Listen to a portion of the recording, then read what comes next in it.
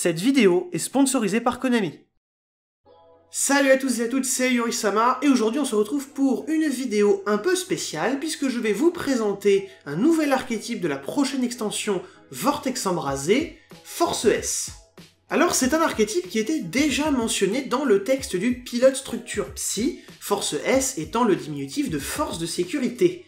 Vous le retrouvez d'ailleurs, lui, ainsi qu'un certain voleur de temps sur les artworks, et ce n'est pas pour rien, parce que cet archétype est une sorte de police, et justement, ça va se retranscrire dans les effets. Car le style de cet archétype, ça va être de chasser les monstres de l'adversaire, de colonne en colonne, afin de leur faire subir divers effets négatifs. On va d'abord s'attarder sur les monstres de main deck pour voir comment ça se passe. Si on regarde par exemple Rappa Chiyomaru, on lit que chacun des monstres de l'adversaire qui est dans une colonne d'un de nos monstres Force S ne peut cibler que le monstre avec des attaques.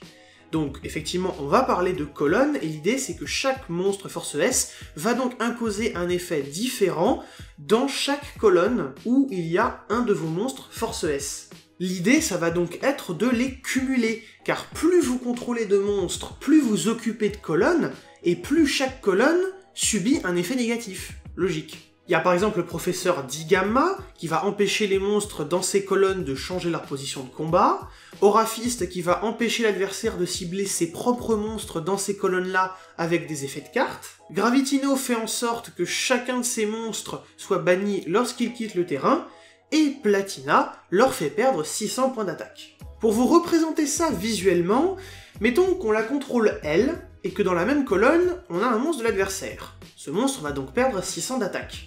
Mais si j'invoque Digamma dans une autre colonne, alors ce même monstre va perdre les 600, mais également ne va pas pouvoir changer sa position de combat. Si l'adversaire invoque un monstre dans une troisième colonne, celui-ci il sera affecté par rien, parce qu'il est dans la colonne d'aucun Force S, mais par contre, si on le déplace dans la colonne de Digamma, il sera aussi sous les deux contraintes. J'espère qu'ainsi c'est plus clair. Mais bref, ils ont également tous un effet unique. Rappa c'est l'une des plus intéressantes, puisqu'elle va pouvoir, en effet rapide, bannir n'importe quelle carte Force S depuis votre main, afin de pouvoir invoquer un Force S depuis votre deck, même si pour ça il faudra renvoyer Rappa à votre main. Ça reste intéressant parce que ça vous donne accès à pas mal de vos monstres de niveau 5 ou plus, qui ont généralement les effets les plus intéressants. Gravitino va aller chercher une carte de l'archétype à l'invocation, tandis que Platina, elle va pouvoir récupérer et invoquer spécialement, surtout, un de vos monstres Force S bannis, donc potentiellement celui que vous avez banni avec Rappa. Alors on a également Digamma, qui, quand il est invoqué, va pouvoir changer la position de combat d'un monstre adverse.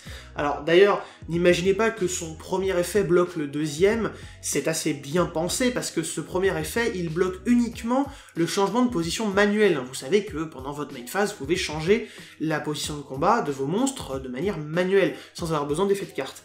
C'est ça qui est bloqué par Digamma, mais tout effet de carte pourra changer les positions de combat, et en l'occurrence, le sien, donc il ne se bloque pas lui-même. Et le dernier, c'est donc Aurafist, qui lui par contre va vous offrir une option de contrôle, c'est-à-dire que vous allez pouvoir bannir une carte Force S depuis votre main pour répondre à l'activation de l'effet d'un monstre adverse pour le détruire. Mais à vrai dire, on n'en a pas totalement terminé avec les monstres, parce qu'ils ont également un monstre lien. Justify de la Force S est un monstre de Link 3 qui pointe les 3 zones du dessus, pour une raison assez simple, c'est que son effet rapide va permettre de cibler un monstre adverse pour annuler ses effets et le déplacer dans une des zones pointées par Justify. C'est une forme d'interruption supplémentaire, tout en vous permettant de mettre un monstre adverse dans la colonne d'un de vos monstres Force S, lui ou un autre, pour du coup en plus lui faire subir des effets négatifs. Par contre, vous ne pouvez pas invoquer ou poser dans les zones qu'il pointe, et ça c'est une condition, donc c'est pas annulable, c'est fait surtout pour vous empêcher de faire un lien extra en V avec lui, ça l'empêche donc d'être abusé, mais attention quand même à ne pas l'invoquer sous vos zones monstres extra, ça pourrait vous en bloquer l'accès. Bien, je pense que vous avez compris un peu la stratégie de l'archétype, mais maintenant il nous reste encore quelques magies pièges à pouvoir regarder, et notamment par exemple leur magie de terrain, la tête de pont, qui est assez classique, à son activation vous permet d'aller chercher un monstre force S depuis votre deck et l'ajouter à votre main. Son deuxième effet va également pouvoir protéger vos monstres force S d'une attaque adverse. Un de vos monstres, mais c'est toujours ça parce que ça vous permet de garder un peu de présence sur le terrain. Il y a également une magie rapide, Confrontation, qui vous offre une certaine versatilité parce que vous allez pouvoir soit invoquer un force S depuis votre main, soit en ajouter un depuis le cimetière à votre main.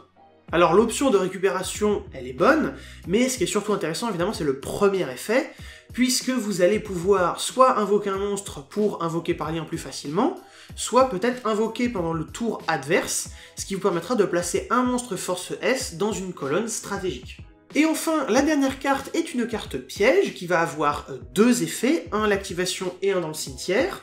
Donc à l'activation, vous allez pouvoir invoquer spécialement un monstre force S qui est banni ou dans votre cimetière. Donc ça vous permet là aussi de le placer un peu dans la colonne que vous voulez, et vu que c'est un piège, c'est de spell speed 2, donc vous pouvez le faire même pendant le tour adverse à un moment précis. Mais en plus, son deuxième effet vous permettra de la bannir donc depuis le cimetière pour pouvoir déplacer un monstre force S dans la colonne d'un autre monstre de l'adversaire cette fois-ci. Donc ça vous permet littéralement de chasser les monstres adverses, c'est peut-être la carte qui représente le plus le thème de l'archétype.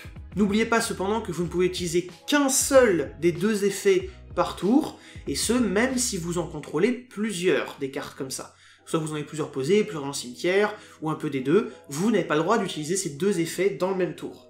Avant de terminer cette vidéo, je voulais juste préciser que, vous l'avez peut-être d'ailleurs remarqué, ces monstres sont soit lumière, soit ténèbres, selon le monstre, et ça vous donne du coup une possibilité d'intégrer des monstres KO, comme par exemple le soldat de lustre noir émissaire du commencement. D'autant plus que vous avez quelques effets qui vous permettent de récupérer des monstres bannis, donc il y a une synergie supplémentaire à ce niveau-là. Voilà, j'espère que cette présentation vous a plu, il y aura encore d'autres vidéos dans les jours prochains sur d'autres chaînes pour continuer à présenter cette extension, donc je vous invite à garder l'œil ouvert sur les réseaux sociaux afin de ne pas les manquer. Et sur ce, je vous dis salut les gens!